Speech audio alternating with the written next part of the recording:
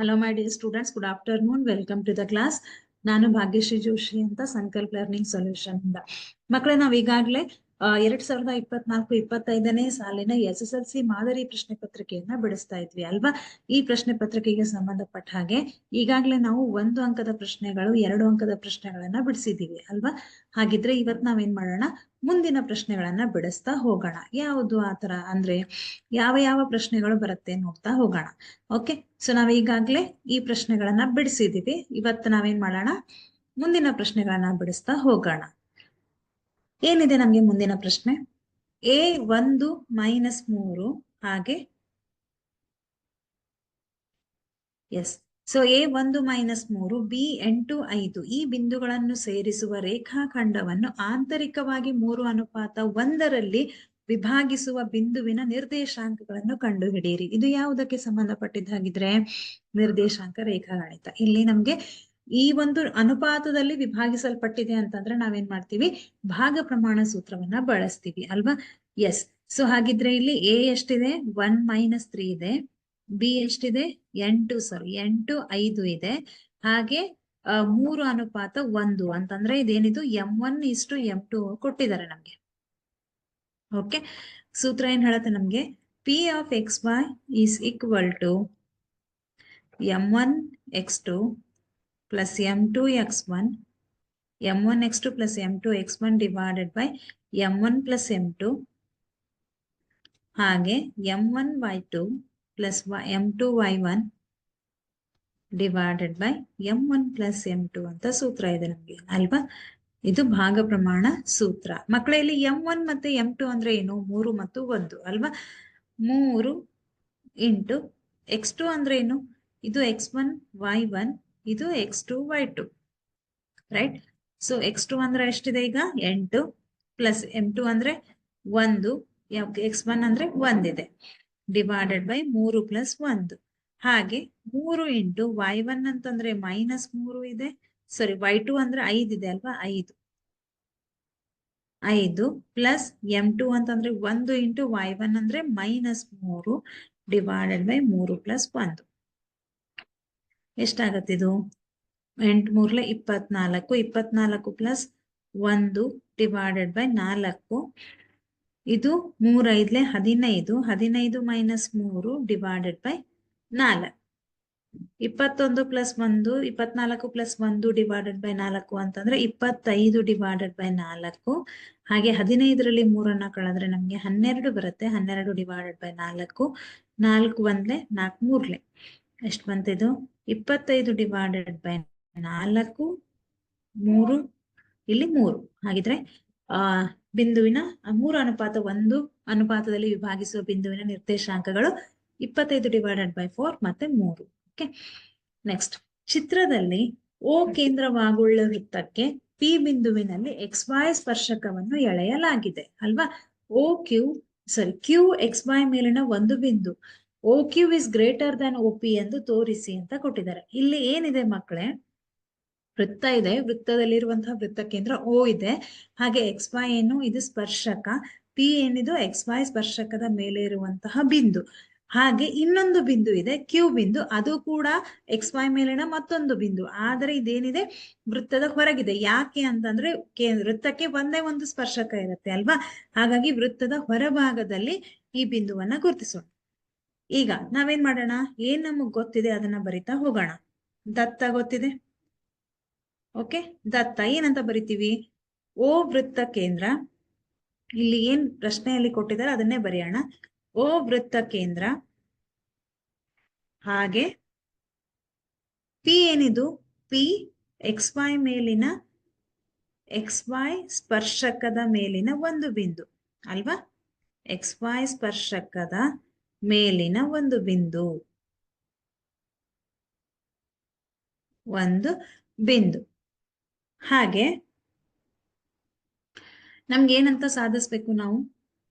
OQ is greater Dhan OP ಅಂತ ಸಾಧಿಸ್ಬೇಕು. ಇದನ್ನ ನಾವೆಲ್ಲಿ ಬರಿತೀವಿ? ಸಾಧನೀಯದಲ್ಲಿ ಬರಿತೀವಿ. ಏನನ್ನ ಸಾಧಿಸಬೇಕು ಅದನ್ನ ಸಾಧನೀಯದಲ್ಲಿ ಬರಿತೀವಿ ಅಲ್ವಾ. OQ is greater Dhan OP ಅಂತ ಸಾಧಿಸ್ಬೇಕು. ಒಂದು ರಚನೆ ಮಾಡೋಣ, ಒಂದು ಸ್ಮಾಲ್ ರಚನೆ ಮಾಡೋಣ. ಏನಂತಂದ್ರೆ ಇಲ್ಲಿ ನಮ್ಗೆ ಓ ಇದರಿಂದ ಕ್ಯೂ ಇದೆ ಅಲ್ವಾ, ಸೊ ನಾವ್ ಇದನ್ನ ಜಾಯಿನ್ ಮಾಡೋಣ. ಓಕೆ, ಓ ಕ್ಯೂ ಅನ್ನ ಸೇರಿಸಿ, ಓ ಕ್ಯೂ ಏನಿದು, ಕ್ಯೂ ವೃತ್ತದ ಎಕ್ಸ್ ವೈ ಮೇಲಿನ ಒಂದು ಬಿಂದು, ಇದು ವೃತ್ತದ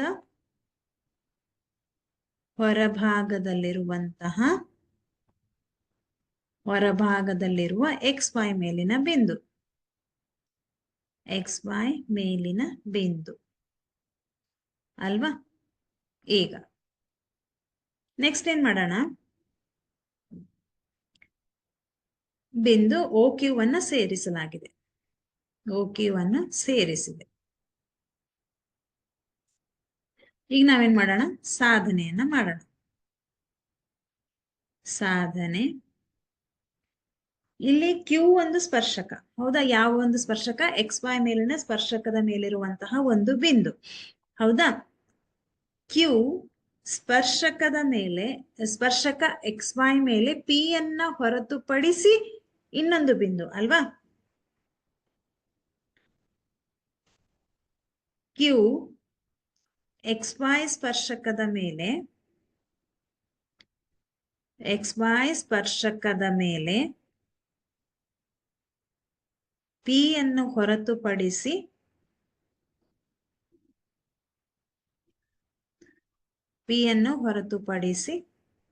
ಇನ್ನೊಂದು ಬಿಂದು ಆಗಿದೆ ಅಲ್ವಾ.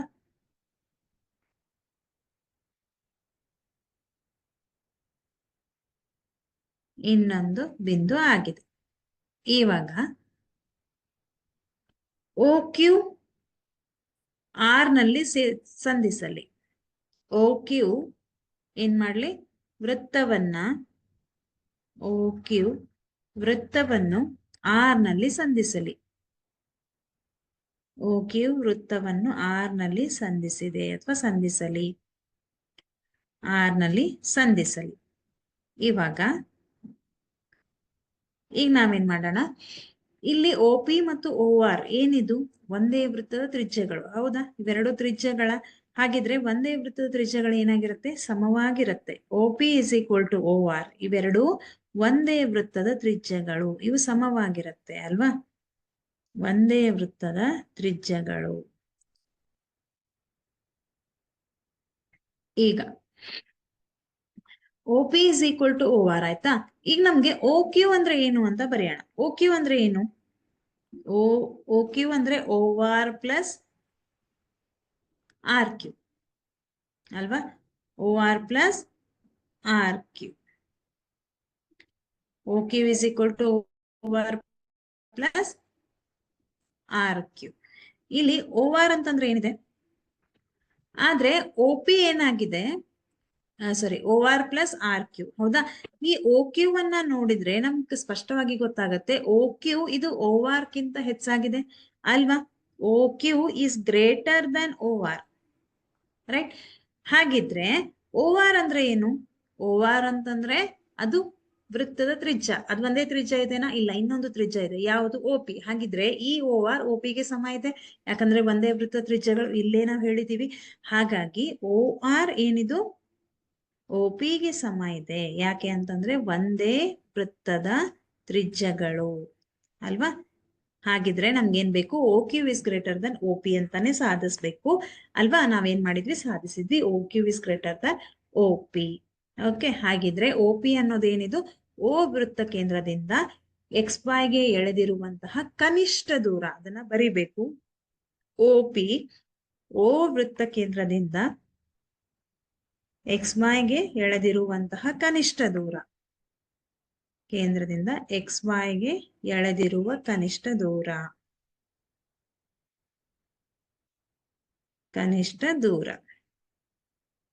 ಓಕೆ. ಇಷ್ಟು ನಮ್ಗೆ ಸಾಧನೆ. ಇದು 2 ಅಂಕಕ್ಕೆ ಕೇಳಿರುವಂತಹ ಪ್ರಶ್ನೆ. ಓಕೆ, ಮುಂದಿನ ಒಂದು ಪ್ರಶ್ನೆಯನ್ನ ನೋಡೋಣ.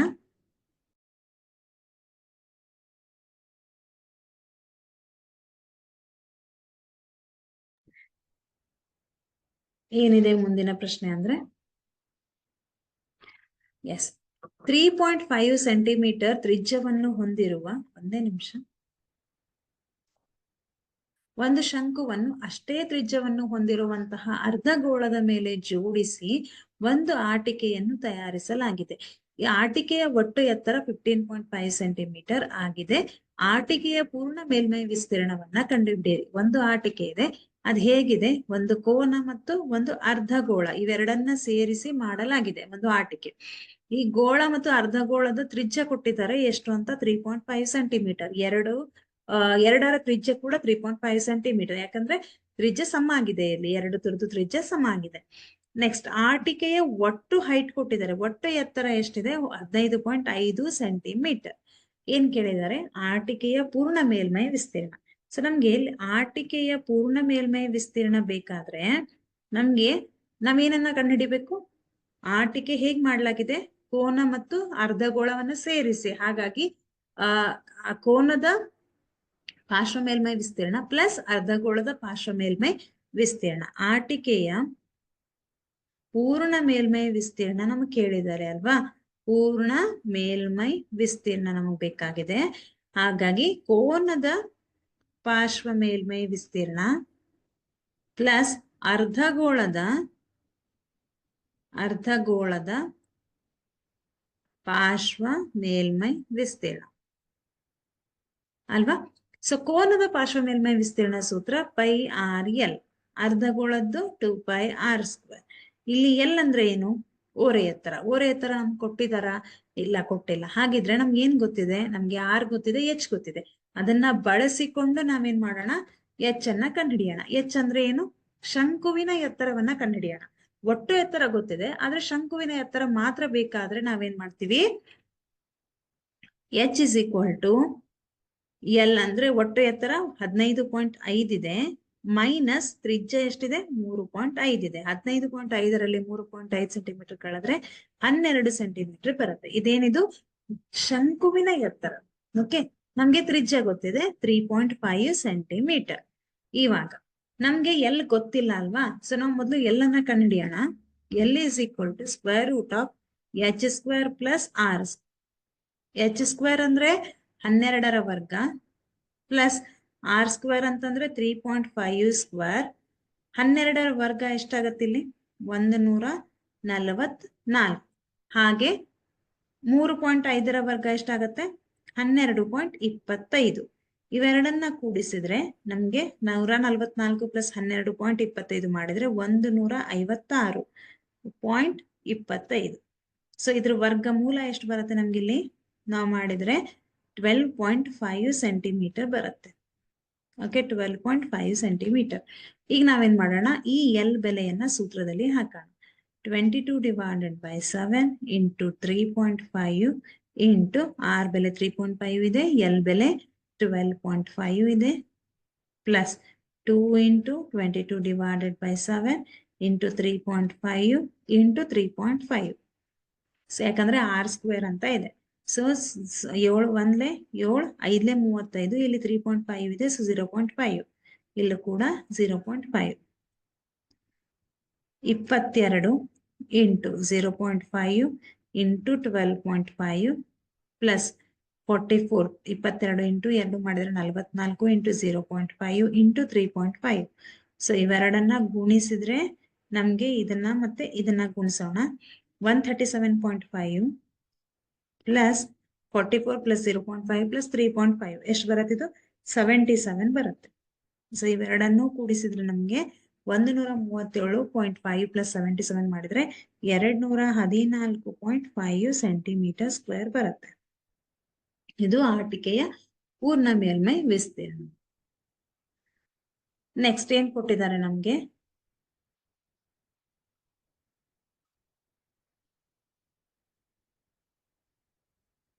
ಗೋಳದ ಘನಫಲವನ್ನ ಕೊಟ್ಟಿದ್ದಾರೆ. ನೋಡಿ ಇಲ್ಲಿ, ಒಂದು ಗೋಳದ ಘನಫಲವು 539 ಡಿವೈಡೆಡ್ ಬೈ 3 ಸೆಂಟಿಮೀಟರ್ ಕ್ಯೂಬ್ ಆಗಿದೆ. ನಾನು ಇದನ್ನ ಹಿಂಟ್ ಕೊಡ್ತೀನಿ, ಪೂರ್ತಿ ಲೆಕ್ಕವನ್ನ ನೀವೇ ಮಾಡ್ಬೇಕು. ಓಕೆ, ಸೊ ಎಷ್ಟು ಬರುತ್ತೆ ನೋಡೋಣ. ಹಾಗಾದರೆ ಅದರ ಮೇಲ್ಮೈ ವಿಸ್ತೀರ್ಣವನ್ನ ಕಂಡು ಹಿಡಿಯಿರಿ ಅಂತ ಕೊಟ್ಟಿದ್ದಾರೆ. ಒಂದು ಗೋಳದ ಘನಫಲವನ್ನ ಕೊಟ್ಟಿದ್ದಾರೆ ನಮ್ಗೆ. ಏನಂತ ಕೊಟ್ಟಿದ್ದಾರೆ, ಸೊ ನಾ ಕ್ಯಾಲ್ಕುಲೇಷನ್ ಪಾರ್ಟ್ ಪೂರ್ತಿ ಮಾಡಲ್ಲ, ಸೊ ನಿಮ್ಗೆ ಬಿಡ್ತೀನಿ. ಏನನ್ನ ಕೊಟ್ಟಿದ್ದಾರೆ, ನಾವ್ ಹೇಗ್ ತಗೋಬೇಕು ಅಂತ ಹೇಳ್ತೀನಿ. ಗೋಳದ ಘನಫಲವನ್ನ ನಮ್ಗೆ ಕೊಟ್ಟಿದ್ದಾರೆ ಅಲ್ವಾ, ಗೋಳದ ಘನಫಲ.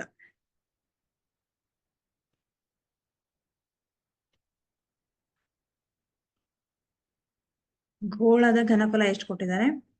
539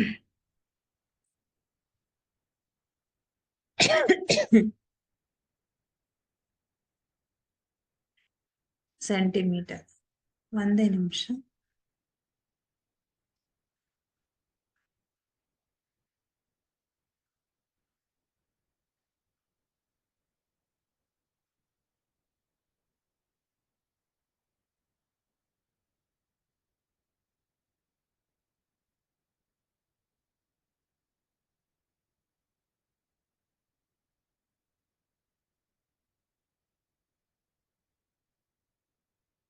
$539 ಡಿವೈಡೆಡ್ ಬೈ 3 ಇದೆ ಅಲ್ವಾ, ಇದು 3 ಸೆಂಟಿಮೀಟರ್ ಕ್ಯೂಬ್ ಅಂತ ಇದೆ.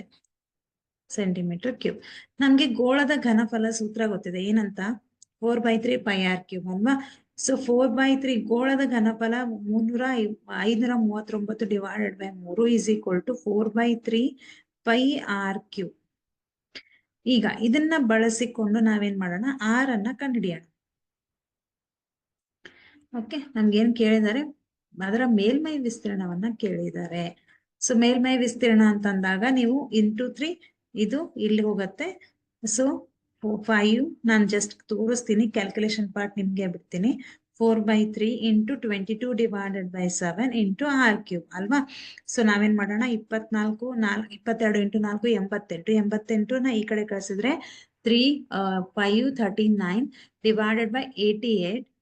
ಆಮೇಲೆ ನಾವೇನ್ ಮಾಡೋಣ, ಈ 3 ಮೇಲ್ ಕಳ್ಸೋಣ, 7 ಮೇಲ್ ಕಳ್ಸಿದ್ರೆ 21. 539 into 21 divided by 3 into 88 is equal to r³. Okay, so ಇಷ್ಟನ್ನ ಕ್ಯಾಲ್ಕುಲೇಷನ್ ಮಾಡಿದ್ರೆ ನಿಮ್ಗೆ r³ ಸಿಗತ್ತೆ. r³ ಅಂದ್ರೆ ಇಲ್ಲಿ ಎಷ್ಟು ಬೆಲೆ ಬರುತ್ತೆ ಅದರ ಒಂದು ಅಂದ್ರೆ ಘನಮೂಲವನ್ನ ಕಂಡುಹಿಡಿಬೇಕು, ಅದು r ಆಗಿರುತ್ತೆ. ಅದನ್ನ ಬಳಸ್ಕೊಂಡು ನಾವೇನ್ ಮಾಡ್ಬೇಕು, ಗೋಳದ ಘನಫಲ ಅಂತಂದ್ರೆ 4πr², ಸಾರಿ 2πr² ಅನ್ನ ಮಾಡಿದ್ರೆ ನಮ್ಗೆ ಗೋಳದ ಘನಫಲ ಸಿಗತ್ತೆ. ಓಕೆ, ನೆಕ್ಸ್ಟ್ ಒಂದೇ ನಿಮಿಷ. ಎಸ್, ಇದನ್ನ ಆಮೇಲೆ ಮಾಡ್ತೀನಿ ನಾನು. ಓಕೆ, ಎರಡು ಸಂಖ್ಯೆಗಳ ಮೊತ್ತ 27 ಮತ್ತು ಅವುಗಳ ಗುಣಲಬ್ಧ ಎಷ್ಟಿದೆ? 182. ಆದರೆ ಆ ಸಂಖ್ಯೆಗಳನ್ನು ಕಂಡುಹಿಡಿಯಿರಿ. ಇಲ್ಲಿ ನಮ್ಗೆ 2 ಸಂಖ್ಯೆಗಳು ಇದೆ. ಪರಿಹಾರ 2 ಸಂಖ್ಯೆಗಳು ಇದೆ. ಯಾವೆರಡು ಸಂಖ್ಯೆಗಳು ಗೊತ್ತಿಲ್ಲ. ಒಂದು ಸಂಖ್ಯೆಯನ್ನ ನಾವೇನ್ ಮಾಡೋಣ, ಒಂದು ಸಂಖ್ಯೆ x ಆಗಿರಲಿ,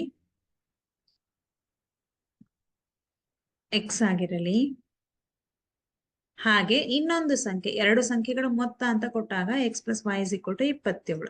ಸೊ ನಾವ್ ಈ x ನ ಈ ಕಡೆ ಕಳಿಸಿದ್ರೆ ಎರಡನೇ ಸಂಖ್ಯೆ y = 27 - x ಆಗತ್ತಲ್ವಾ. ಹಾಗಾಗಿ ಎರಡನೇ ಸಂಖ್ಯೆ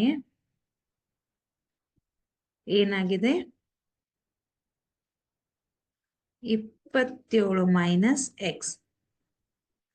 ಈಗ x ಆಗಿರಲಿ. ಗುಣಲಬ್ಧ 182. ಯಾವುದರ ಗುಣಲಬ್ಧ? ಈ 2 ಸಂಖ್ಯೆಗಳ ಗುಣಲಬ್ಧ. 27 - x, x into 27 - x is equal to 182. 27 into x ಮಾಡಿದ್ರೆ 27x - x² is equal to 182. ನಾನು ಇದನ್ನು ಸರಿಯಾಗಿ ಬರಿತೀನಿ, ಅಂದ್ರೆ ಇಳಿಕೆ ಕ್ರಮದಲ್ಲಿ ಬರೆದಾಗ -x² + 27x, ಈ ಒಂದು 182 ಈ ಕಡೆ ಶಿಫ್ಟ್ ಮಾಡಿದ್ರೆ -182 = 0 ಆಗುತ್ತೆ.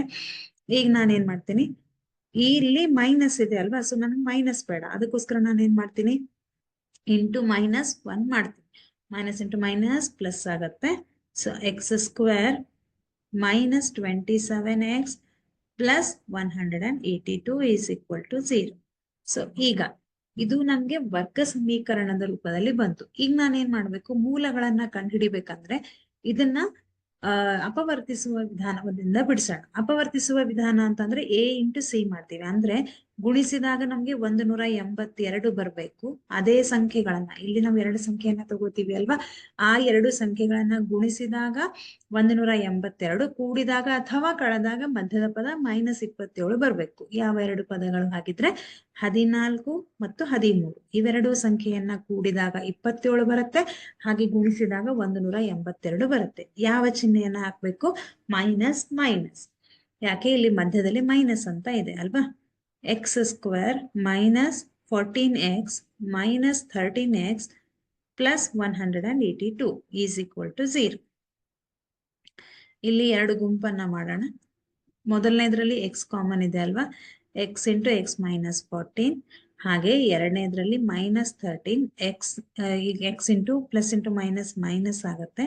13 ನಾನು ಆಲ್ರೆಡಿ ಹೊರಗೆ ತೆಗ್ದಿದ್ದೀನಿ, ಸೊ 14 ಉಳಿಯುತ್ತೆ.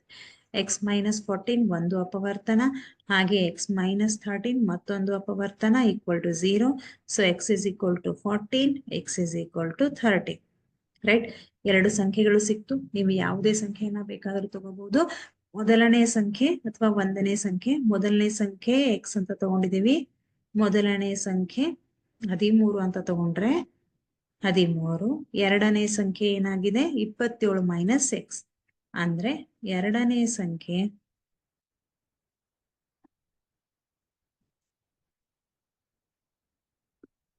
ಅಂದ್ರೆ 27 ಮೈನಸ್ 13.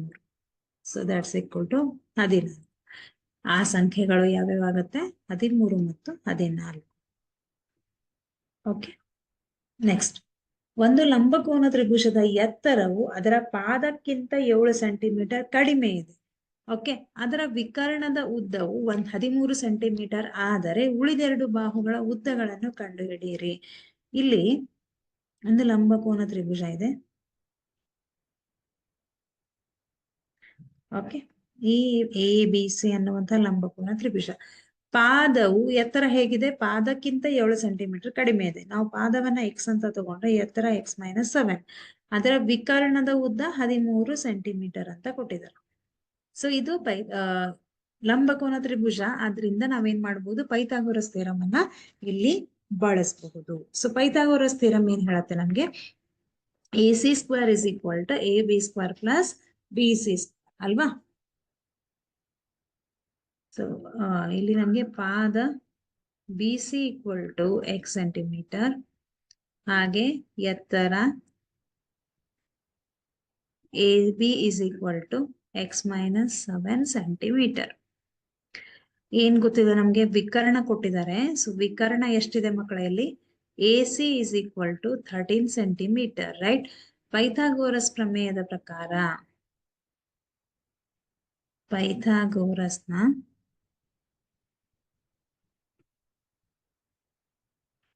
ಪ್ರಮೇಯದ ಪ್ರಕಾರ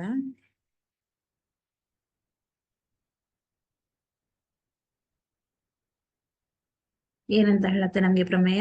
AC² is equal to AB² plus BC² ಅಲ್ವಾ. AC ಯ ಬೆಲೆ ಎಷ್ಟಿದೆ ಮಕ್ಕಳಲ್ಲಿ? 13ರ ವರ್ಗ ಈಸ್ ಈಕ್ವಲ್ ಟು AB ಯ ಬೆಲೆ x minus 7 whole square plus BC ಯ ಬೆಲೆ x². 13ರ ವರ್ಗ ಅಂದ್ರೆ 169. ಹಾಗೆ x ಮೈನಸ್ 7 ಹೋಲ್ ಸ್ಕ್ವೇರ್ ಅಂದ್ರೆ ಇದು ಯಾವ ರೂಪದಲ್ಲಿದೆ? a minus b bracket square ರೂಪದಲ್ಲಿದೆ. a² plus b² minus 2ab, a ಅಂದ್ರೆ x, b ಅಂದ್ರೆ 7 ಪ್ಲಸ್ x². ಈಗ 169 ಈಸ್ ಈಕ್ವಲ್ ಟು x ಮತ್ತೆ x ಎಷ್ಟಿದೆ? 2x² ಪ್ಲಸ್, ಈಗ ನಾನು ಡೈರೆಕ್ಟ್ ಆಗಿ ಇಳಿಕೆ ಕ್ರಮದಲ್ಲೇ ಬರೆದಿರ್ತೀನಿ, ಮೈನಸ್ 2 7 14x ಪ್ಲಸ್ 7ರ ವರ್ಗ ಅಂತಂದ್ರೆ 49. ಈಗ ನಾವೇನ್ ಮಾಡೋಣ? 169ನ ಈ ಕಡೆ ಶಿಫ್ಟ್ ಮಾಡಿದ್ರೆ 2x² minus 14x plus 49 minus 169. Okay, ಈಗ 2x² ಮೈನಸ್ 14x, ಇಲ್ಲಿ ನಮ್ಗೆ ದೊಡ್ಡ ಸಂಖ್ಯೆ ಚಿಹ್ನೆ ಮೈನಸ್ ಇದೆ, ಹಾಗಾಗಿ ಮೈನಸ್ ಹಾಕೋಣ. ಮೈನಸ್ 169 ಪ್ಲಸ್ 49 ಅಂದ್ರೆ ಎಷ್ಟು ಬರುತ್ತೆ? 120 ಬರುತ್ತೆ. ಕರೆಕ್ಟ್ ಆಗಿ ನಾವು ಅಬ್ಸರ್ವ್ ಮಾಡಿದ್ರೆ ಈ ಮೂರು ಸಂಖ್ಯೆಗಳು 2ರಿಂದ ಭಾಗ ಹೋಗುತ್ತೆ ಅಲ್ವಾ. ಎರಡು ಒಂದ್ಲೆ ಎರಡು ಒಂದ್ಲೆ ಎರಡು ಒಂದ್ಲೆ ಎರಡು ಏಳೆ ಎರಡು ಒಂದ್ಲೆ ಎರಡು ಆರ್ಲೆ ಅಲ್ವಾ? ಸೊ 60. ಹಾಗಿದ್ರೆ ಎಷ್ಟು ಉಳಿತು?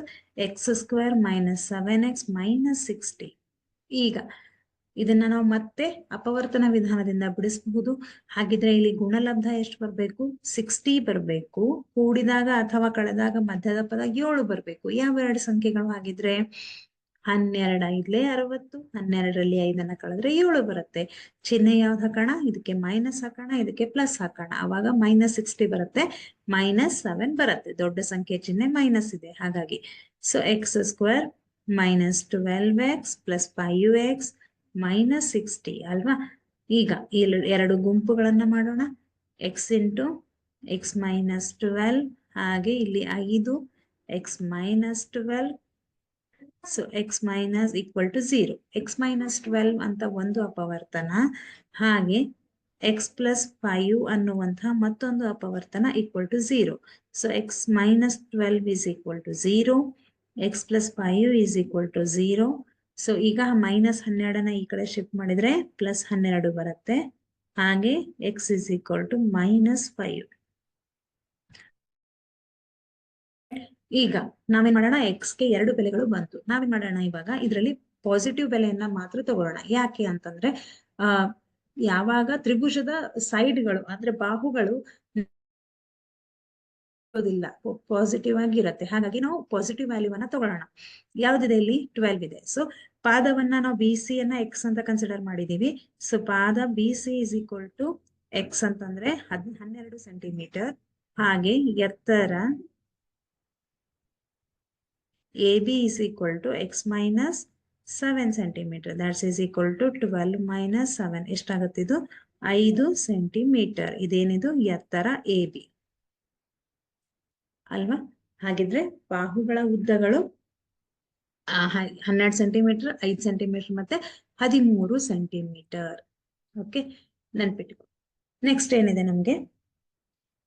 ಇದು ತ್ರಿಕೋನಮಿತಿಯಲ್ಲಿ ಬರುವಂತಹ ಪ್ರಶ್ನೆ ಅಲ್ವಾ?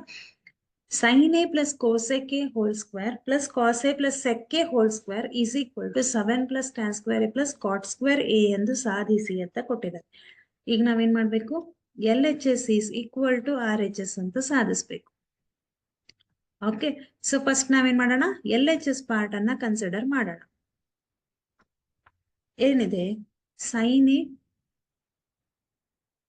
+ cos A whole square + cos A + sec A whole square. Right. ಈಗ ಇದು A + B ಬ್ರಾಕೆಟ್ ಸ್ಕ್ವೇರ್ ರೂಪದಲ್ಲಿ ಇದೆ. ಅಂದ್ರೆ sin A sin² A ಅಂದ್ರೆ A + B ಬ್ರಾಕೆಟ್ ಸ್ಕ್ವೇರ್ ಅಂದ್ರೆ A² + B² + 2AB. A² ಅಂದ್ರೆ A ಅಂದ್ರೆ ಏನಿದೆ? sin² A + B² ಅಂದ್ರೆ cosec² A + 2AB. 2 sin A × cosec A, right? Plus ಇಲ್ಲೂ ಕೂಡ ಇದು A + B ಬ್ರಾಕೆಟ್ ಸ್ಕ್ವೇರ್ ರೂಪದಲ್ಲಿದೆ.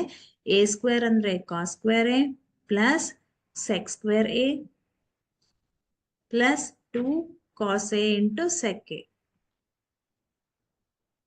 sec A, right? ನೆಕ್ಸ್ಟ್ ಈಗ ಕರೆಕ್ಟ್ ಆಗಿ ಅಬ್ಸರ್ವ್ ಮಾಡಿದ್ರೆ ಇಲ್ಲಿ sin² A ಇದೆ, ಇಲ್ಲಿ cos² A ಇದೆ. ಸೊ ನಮ್ಗೆ ತ್ರಿಕೋನಮಿತಿಯ ನಿತ್ಯ ಸಮೀಕರಣಗಳು ಗೊತ್ತಿದೆ. sin² A + cos² A ಅಂತಂದ್ರೆ 1 ಅಂತ. ಸೊ ನಾನೇನ್ ಮಾಡ್ತೀನಿ? sin² A + cos² A ಅಂತಂದ್ರೆ 1 ಅಂತ ಬರಿತೀನಿ. ಓಕೆ, ಸೊ ಗುಂಪು ಮಾಡೋಣ. ಮೊದಲು sin² A + cos² A ಇದನ್ನ ಒಂದು ಗುಂಪು ಮಾಡೋಣ. ಹಾಗೆ ಪ್ಲಸ್ ಇದನ್ನ ಲಾಸ್ಟಿಗೆ ಬರಿತೀನಿ. 2 sin A × cosec A ಅಂದ್ರೆ 1 / sin A. ಹಾಗೆ ಇಲ್ಲಿ 2 × cos A × 1 / cos A. ಹಾಗೆ ಇಲ್ಲಿ 1 + cosec² A ಅಂದ್ರೆ 1 + tan² A. ಇದು ಕೂಡ ಒಂದು ನಿತ್ಯ ಸಮೀಕರಣ, ನೆನಪು ಮಾಡ್ಕೊಳ್ರಿ. 1 + tan² A ಪ್ಲಸ್ ಈ sec² A ಅನ್ನ ಹೇಗೆ ಬರಿತೀನಿ? 1 + cot² A, ರೈಟ್? ಇದು ಕೂಡ ನಿತ್ಯ ಸಮೀಕರಣ. ಹಾಗಿದ್ರೆ 2 sin A ಕ್ಯಾನ್ಸಲ್ ಆಯ್ತು, cos A ಕ್ಯಾನ್ಸಲ್ ಆಯ್ತು. ಇಲ್ಲಿ sin² A + cos² A ಅಂದ್ರೆ 1, ಇಲ್ಲಿ 2 × 1 ಅಂದ್ರೆ 2 + 2 × 1 ಅಂದ್ರೆ 2, ಇಲ್ಲಿ 1 ಪ್ಲಸ್ ಅಲ್ಲಿ 1 plus tan square A tan square A plus cot square A right. 1 plus 2 3, 3 plus 2 5, 6 7. ಹಾಗಿದ್ರೆ ಎಷ್ಟು ಬಂತಿದ್ದು 7 plus tan square A plus cot square A right. ಇದು ಕೂಡ ನಮ್ಗೆ 3 ಅಂಕಕ್ಕೆ ಕೇಳಿರುವಂತಹ ಪ್ರಶ್ನೆ. ಈಸಿ ಇದೆ ಅಲ್ವಾ? ನೆಕ್ಸ್ಟ್ ಸೊ ಇದನ್ನ ಬಿಡಿಸೋಣ. A 4 5, B 7, Y C 4 3, D x2 ಈ ಬಿಂದುಗಳು ಎ ಬಿ ಸಿ ಡಿ ಸಮಾಂತರ ಚತುರ್ಭುಜದ ಶೃಂಗ ಬಿಂದುಗಳಾದಾಗ ಎಕ್ಸ್ ಮತ್ತು y ನ ಬೆಲೆಯನ್ನ ಕಂಡುಹಿಡಿಯಿರಿ ಅಂತ ಇದೆ. ಇವಾಗ ನಾವೇನ್ ಮಾಡೋಣ, ಇಲ್ಲಿ ಸಮಾಂತರ ಚತುರ್ಭುಜ ಕೊಟ್ಟಿದ್ದಾರೆ. ಸಮಾಂತರ ಚತುರ್ಭುಜ ಅಂದ್ರೆ ಚತುರ್ಭುಜದ ಒಂದು ವಿಧ ಇದು. ಹೌದಾ? ಹೇಗಿರತ್ತೆ ಸಮಾಂತರ ಚತುರ್ಭುಜ? ಈ ತರ ಇರತ್ತೆ. ಎ ಬಿ ಸಿ ಡಿ ಇಲ್ಲಿ ಅಪೋಸಿಟ್ ಆಂಗಲ್ಸ್ ಈಕ್ವಲ್ ಆಗಿರುತ್ತೆ, ಹಾಗೆ ಅಪೋಸಿಟ್ ಸೈಡ್ಸ್ ಈಕ್ವಲ್ ಆಗಿರುತ್ತೆ. ಈಗ ನಮ್ಗೆ ಇಲ್ಲಿ ನಾನೇನಾದ್ರೂ 2 ಕರ್ಣಗಳನ್ನ ಹೇಳಿದ್ರೆ ಸಮಾಂತರ ಚತುರ್ಭುಜದ ಕರ್ಣಗಳು ಎ ಸಿ ಮತ್ತು ಬಿ ಡಿಗಳು ಪರಸ್ಪರ ಒಂದನ್ನೊಂದು ಅರ್ಧಿಸುತ್ತವೆ ಅಲ್ವಾ?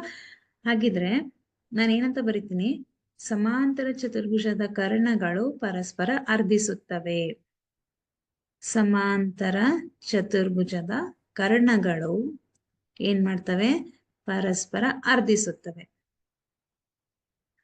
ಪರಸ್ಪರ ಅರ್ಧಿಸುತ್ತವೆ. ಇವಾಗ ನಾವೇನ್ ಮಾಡೋಣ, ಅರ್ಧಿಸುತ್ತವೆ. ಈಗ ಎ ಸಿ ಮತ್ತು ಬಿ ಡಿಗಳು ಕರ್ಣಗಳು. ಹೌದಾ? ನಾನೇನ್ ಮಾಡ್ತೀನಿ, ಎ ಸಿ ಮಧ್ಯಬಿಂದುವಿನ ನಿರ್ದೇಶಾಂಕ is equal to B D ಮಧ್ಯಬಿಂದುವಿನ ನಿರ್ದೇಶಾಂಕಗಳನ್ನ ಕಂಡುಹಿಡಿಯೋಣ. ಎ ಸಿ ಮಧ್ಯಬಿಂದುವಿನ ನಿರ್ದೇಶಾಂಕ, ಮಧ್ಯಬಿಂದುವಿನ ನಿರ್ದೇಶಾಂಕಗಳು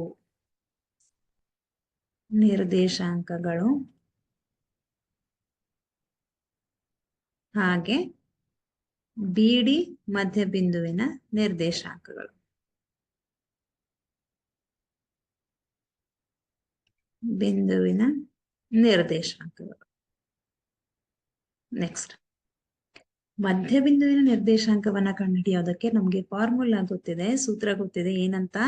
x1 plus x2 divided by 2 ಹಾಗೆ y1 plus y2 divided by 2 ಅಂತ ನಮ್ಗೆ ಒಂದು ಸೂತ್ರ ಗೊತ್ತಿದೆ. ಈಗ ಇಲ್ಲಿ ಎ ಸಿ ಮಧ್ಯಬಿಂದುವಿನ ನಿರ್ದೇಶಾಂಕ ಅಂತ ತಗೊಂಡಾಗ ಇದು ಎ, ಇದು ಸಿ. ಹೌದಾ? ಸೊ ನಿಮ್ಗೆ ಬೇಕಿದ್ರೆ ಇಲ್ಲಿ ಬರ್ಕೊಡ್ರಿ. 4 5, ಬಿ ಏನಿದೆ 7, y ಹಾಗೆ ಸಿ ಏನಿದೆ 4 3, ಹಾಗೆ ಡಿ ಏನಿದೆ x2 ಅಂತ ಇದೆ. ನಾವು ಎ ಟು ಸಿ ಅಂತ ತಗೊಂಡ್ರೆ ಇದು x1 y1 ಆಗುತ್ತೆ, ಇದು x2 y2 ಆಗುತ್ತೆ. ಹಾಗೆ ಬಿ ಟು ಡಿ ಅಂದ್ರೆ ಇದು x1 y1, ಇದು x2 y2. ಹೌದಲ್ವಾ? ಈಗ x1 ಪ್ಲಸ್ x2 ಅಂದ್ರೆ 4 plus 4 divided by 2, y1 plus y2, y1 ಅಂದ್ರೆ 5 ಇದೆ, y2 ಅಂದ್ರೆ 3 ಇದೆ, divided by 2. Okay, is equal to ಈಗ ಬಿ ಡಿ ಮಧ್ಯಬಿಂದು ನಿರ್ದೇಶಾಂಕ ಅಂದ್ರೆ ಬಿ ಟು ಡಿ ತಗೊಳ್ಳೋಣ. x1 ಅಂದ್ರೆ 7 ಇದೆ, 7 ಪ್ಲಸ್ ಎಕ್ಸ್ ಡಿವೈಡೆಡ್ ಬೈ 2 ಹಾಗೆ y1 ಅಂತಂದ್ರೆ y ಇದೆ ಪ್ಲಸ್ 2, y2 ಅಂದ್ರೆ 2 ಇದೆ ಡಿವೈಡೆಡ್ ಬೈ 2. ಈಗ ಇದು ಎಕ್ಸ್ ನ ಬೆಲೆ, ಇದು ಎಕ್ಸ್ ನ ಬೆಲೆ, ಇದು y ನ ಬೆಲೆ, ಇದು y ನ ಬೆಲೆ. ಸೊ ಎಕ್ಸ್ ಅನ್ನ ಎಕ್ಸ್ ಜೊತೆಗೆ y ಅನ್ನ y ಜೊತೆಗೆ ಈಕ್ವೇಟ್ ಮಾಡೋಣ. 4 ಪ್ಲಸ್ 4 ಅಂತಂದ್ರೆ ಇಲ್ಲಿ ಬರಿತೀನಿ 8 divided by 2 is equal to 7x, 7 plus X divided by 2. 2 cancel ಆಗುತ್ತೆ. So X is equal to 8, 7ನ್ನ ಈ ಕಡೆ ಶಿಫ್ಟ್ ಮಾಡ್ರಿ -7 ಆಗುತ್ತೆ. So X is equal to 1. X ನ ಬೆಲೆ ಸಿಕ್ಕಾಯ್ತು. ಇದೇ ರೀತಿ y ನ ಬೆಲೆಯನ್ನು ಕಂಡುಹಿಡಿಯೋಣ. 5 ಪ್ಲಸ್ 3 ಅಂದ್ರೆ 8 divided by 2 is equal to y plus 2 divided by 2. Okay, so ಇಲ್ಲಿ 2 ಕ್ಯಾನ್ಸಲ್ ಆಗುತ್ತೆ. 8 ಅಂತಂದ್ರೆ y plus 3 is equal to y plus 2 is equal to 8. 2ನ್ನ ಈ ಕಡೆ ಶಿಫ್ಟ್ ಮಾಡ್ರಿ 8 ಮೈನಸ್ 2 ಹಾಗಿದ್ರೆ ಎಷ್ಟು ಬರುತ್ತಿದ್ದು y is equal to 6. x is equal to 1, y is equal to 6. ಹಾಗಿದ್ರೆ x ಮತ್ತು y ನ ಬೆಲೆಯನ್ನು ಕಂಡುಹಿಡಿಯಿರಿ ಅಂತ ಹೇಳಿದಾರೆ ಅಲ್ವಾ? ಎಷ್ಟಾಗತ್ತೆ? x is equal to 1, y is equal to 6. ಅರ್ಥ ಆಯ್ತಾ? ಓಕೆ, ಒಂದ್ಸತಿ ಕರೆಕ್ಟ್ ಆಗಿ ಅಬ್ಸರ್ವ್ ಮಾಡ್ರಿ.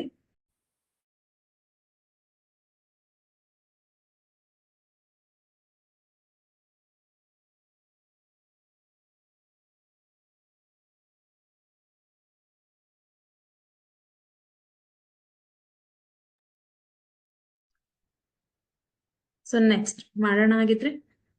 ಇಲ್ಲಿ ಕೆಳಗಿನ ಆವೃತ್ತಿ ವಿತರಣಾ ಪಟ್ಟಿಗೆ ಸರಾಸರಿಯನ್ನು ಕಂಡುಹಿಡಿಯಿರಿ. ಸೊ ನಾನು ಇಲ್ಲಿ ಕ್ಯಾಲ್ಕುಲೇಷನ್ ಬೇಸ್ ಇದೆ, ಜಸ್ಟ್ ಫಾರ್ಮುಲಾ ಹೇಳ್ತೀನಿ, ನೀವೇ ಇದನ್ನ ಕ್ಯಾಲ್ಕುಲೇಟ್ ಮಾಡ್ಬೇಕು. ಉತ್ತರ ಕೂಡ ನಾನು ಹೇಳ್ತೀನಿ. ಏನಿದೆ ಅಂದ್ರೆ ಸರಾಸರಿಯನ್ನ ನಾವು 3 ರೀತಿಯಾದ ವಿಧಾನದಿಂದ ಬಿಡಿಸ್ತೀವಿ. ಒಂದು ನೇರ ವಿಧಾನ, ಹಾಗೆ ಎರಡನೇದು ಅಂದಾಜು ಸರಾಸರಿ ವಿಧಾನ, ಹಾಗೆ ಮೂರನೇದು ಹಂತ ವಿಚಲನ ವಿಧಾನ ಅಲ್ವಾ. ಹಂತ ವಿಚಲನ ವಿಧಾನ ನಾವಿಲ್ಲಿ 3 ಅಂಕಕ್ಕೆ ಕೇಳಿದ್ದಾರೆ ಅಂತಂದ್ರೆ ಎಲ್ಲಾ ವಿಧಾನಗಳನ್ನ ಮಾಡ್ಬೇಕು ಅಲ್ವಾ. ಎಲ್ಲಾ ವಿಧಾನವನ್ನ ಮಾಡಿದಾಗ್ಲೂ ಕೂಡ ನಮ್ಗೆ ಉತ್ತರ ಒಂದೇ ಬರುತ್ತೆ, ಹಂತ ವಿಚಲನ ವಿಧಾನ. ಹಾಗಿದ್ರೆ ನೇರ ವಿಧಾನ ಅಂತಂದ್ರೆ ನಮ್ಗೆ x bar is equal to sigma F X divided by sigma F I ಬೇಕು, ಹೌದಾ. ಸೊ ನಾನು ಇಲ್ಲಿ ಏನೇನನ್ನ ಕಂಡುಹಿಡಿಬೇಕಾಗಿದ್ರೆ, ಓಕೆ, ಜಸ್ಟ್ ನಾನು ಹಿಂಟ್ ಕೊಡ್ತೀನಿ, ನೀವೇ ಕ್ಯಾಲ್ಕುಲೇಷನ್ ಮಾಡ್ಬೇಕು ಇವಾಗ. ಸೊ ನನಗೆ ಇಲ್ಲಿ ಯಾವ ಟೇಬಲ್ ಬೇಕು ಅಂತ ಒಂದ್ಸತಿ ನೋಡೋಣ.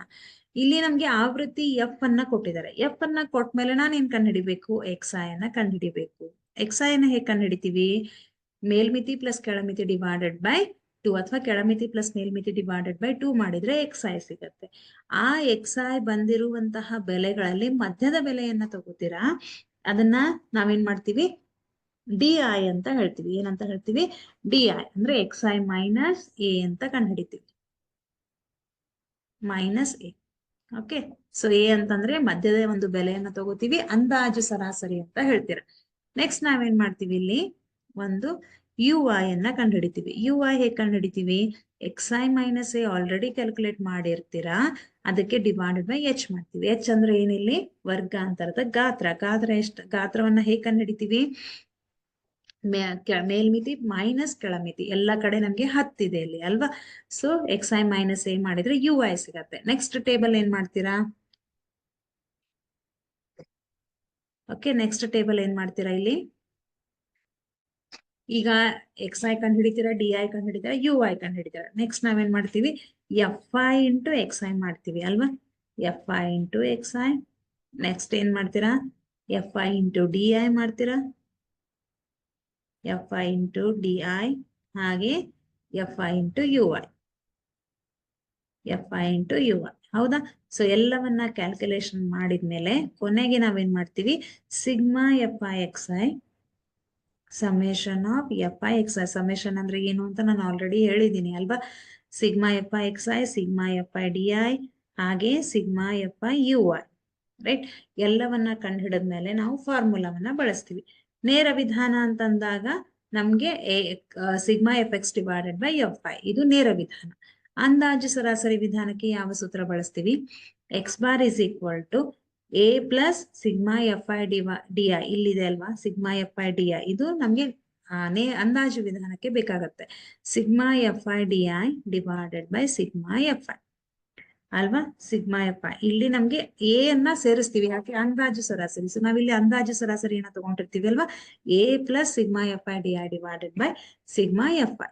ಹಾಗೆ ಇನ್ನೊಂದು ಹಂತ ವಿಚಲನಾ ವಿಧಾನ. ಹಂತ ವಿಚಲನಾ ವಿಧಾನಕ್ಕೆ X bar is equal to A plus sigma, ಇಲ್ಲಿ ಕೊನೆಗೆ F I U I calculate ಮಾಡಿರ್ತೀವಿ ಅಲ್ವಾ, ಅದರ ಒಂದು ಸಮ್ಮೇಶನ್ ಅನ್ನ ತಗೋತೀವಿ, sigma F I U I divided by sigma F I into H ಮಾಡ್ತೀವಿ. ಎಚ್ ಅಂದ್ರೆ ವರ್ಗಾಂತರದ ಗಾತ್ರ. ಇಲ್ಲಿ sigma F I X I divided by sigma F I ಮಾಡಿದ್ರೆ ನೇರ ವಿಧಾನ, A plus sigma F I D I divided by sigma F I ಮಾಡಿದ್ರೆ ಅಂದಾಜು ಸರಾಸರಿ ವಿಧಾನ, ಹಾಗೆ A plus sigma F I U I divided by sigma F I into H ಮಾಡಿದ್ರೆ ಹಂತ ವಿಚಲನಾ ವಿಧಾನ. ಈ ಮೂರನ್ನ ಕಂಡು ಹಿಡಿದು ನಾವು ಸರಾಸರಿಯನ್ನ ಕಂಡುಹಿಡಿಬೇಕು. ಓಕೆ, ಇಷ್ಟು ಬೆಲೆಗಳನ್ನ ಕಂಡು ಹಿಡಿದು ಸೂತ್ರದಲ್ಲಿ ಹಾಕಿದಾಗ ನಮ್ಗೆ ಎಷ್ಟು ಬರುತ್ತೆ, 38 ಬರುತ್ತೆ. ಸೊ ಚೆಕ್ ಮಾಡಿ ಒಂದ್ಸತಿ ಕ್ಯಾಲ್ಕುಲೇಷನ್ ಮಾಡಿ ನೋಡ್ರಿ. ಓಕೆ, ಸೊ ಇದನ್ನ ನಿಮ್ಗೆ ಬಿಡ್ತಿದ್ದೀನಿ.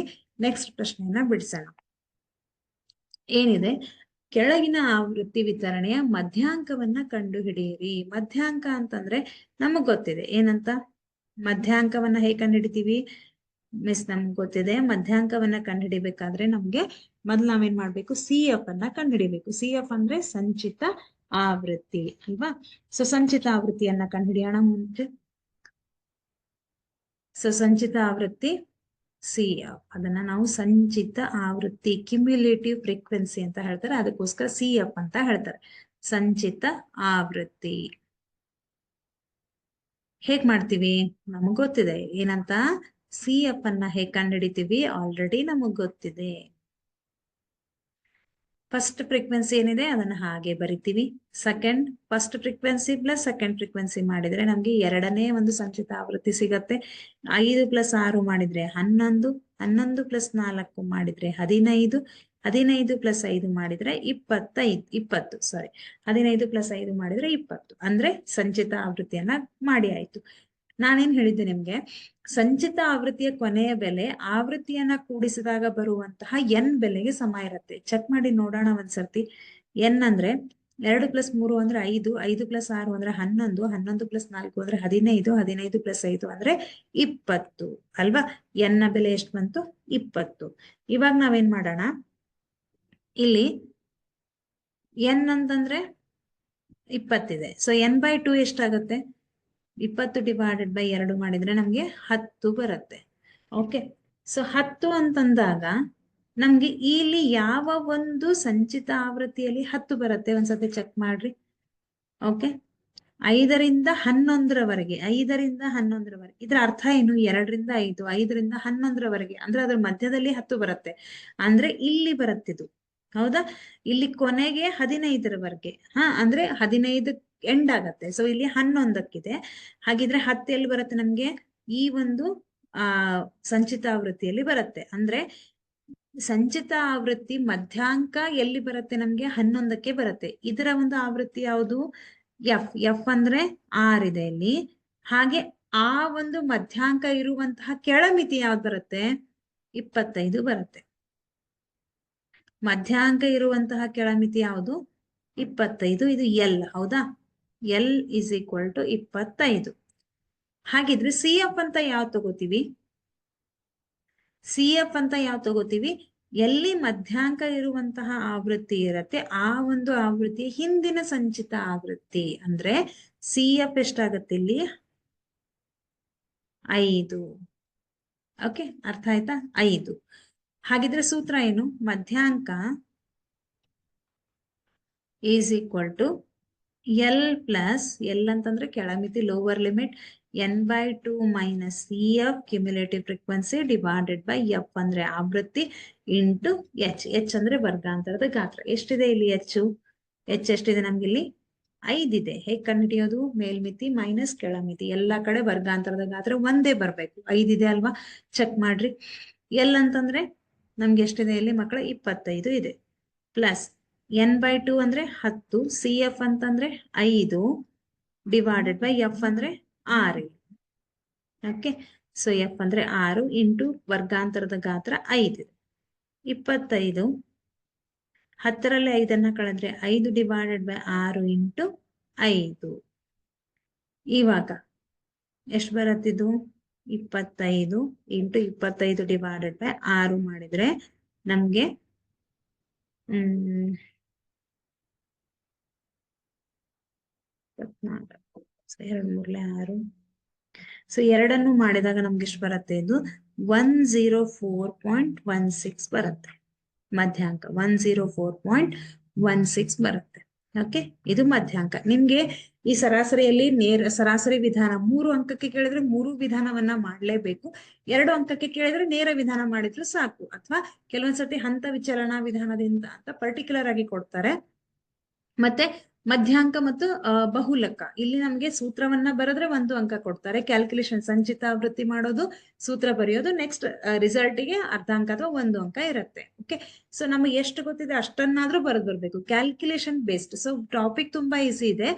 ಕೇವಲ ನೀವು ಸೂತ್ರವನ್ನ ಮಾತ್ರ ನೆನ್ಪಿಟ್ಕೊಂಡ್ರೆ ಸಾಕು, ಈಸಿಯಾಗಿ ಕ್ಯಾಲ್ಕುಲೇಷನ್ ಅನ್ನ ಮಾಡಿ ಬರ್ಬೋದು. ಇಲ್ಲಿ ನಮ್ಗೆ 4 ಅಂಕ 3 ಅಂಕಗಳನ್ನ ಈಸಿಯಾಗಿ ಬಿಡಿಸ್ಬೋದು ಅಲ್ವಾ?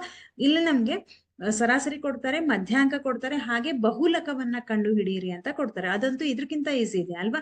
ಬಹುಲಕ F1, F0 ಮತ್ತೆ F2 ಅನ್ನ ಕಂಡು ಹಿಡಿತೀರಾ. ಹಾಗಿದ್ರೆ ಈ 3 ಸೂತ್ರಗಳನ್ನ ಪರ್ಫೆಕ್ಟ್ ಆಗಿ ನಾವು ಮಾಡ್ಬೇಕು ಅಂದಂಗ ಆಯ್ತು ಅಲ್ವಾ? ಸೊ 3 ಸೂತ್ರಗಳನ್ನ ಪರ್ಫೆಕ್ಟ್ ಆಗಿ ಮಾಡೋಣ. ಎಸ್ ಮಕ್ಕಳ, ಇವತ್ತಿನ ನಾವು ಎಷ್ಟು ಲೆಕ್ಕಗಳನ್ನ ಬಿಡಿಸಿದೀವಿ, ಎಲ್ಲ ಲೆಕ್ಕಗಳು ನಿಮ್ಗೆ ಅರ್ಥ ಆಯ್ತು ಅಂತ ಭಾವಿಸ್ತಾ ಉಳಿದಿರುವಂತಹ ಲೆಕ್ಕಗಳನ್ನ ನಾನು ಮುಂದಿನ ತರಗತಿಯಲ್ಲಿ ಬಿಡಿಸ್ತೀನಿ. ಸೊ ಯಾವ್ದು ಇಂಪಾರ್ಟೆಂಟ್ ಇದೆ, ಯಾವ್ದು ದೊಡ್ಡದಿದೆ ಅದನ್ನ ಫಸ್ಟ್ ಬಿಡಿಸೋಣ. ನೆಕ್ಸ್ಟ್ ಚಿಕ್ಕ ಚಿಕ್ಕ ಪ್ರಾಬ್ಲಮ್ಸ್ ಅನ್ನ ನೆಕ್ಸ್ಟ್ ಬಿಡಿಸ್ರಿ. ಓಕೆ, ಹಾಗಿದ್ರೆ ನಾನು ಇವತ್ತು ಇಲ್ಲಿಗೆ ಸ್ಟಾಪ್ ಮಾಡ್ತೀನಿ. ಉಳಿದಂತಹ ಲೆಕ್ಕಗಳನ್ನ ಮತ್ತೆ ಮುಂದಿನ ಒಂದು ಕ್ಲಾಸ್ ಅಲ್ಲಿ ಕಂಟಿನ್ಯೂ ಮಾಡೋಣ. ಎಸ್, ಈ ಒಂದು ವಿಡಿಯೋ ನಿಮ್ಗೆ ಹೆಲ್ಪ್ ಆಗುತ್ತೆ ಅಂತ ಭಾವಿಸ್ತಾ ಇಲ್ಲಿಗೆ ನಾನು ನನ್ನ ಕ್ಲಾಸ್ ಅನ್ನ ಎಂಡ್ ಮಾಡ್ತೀನಿ. Thank you so much.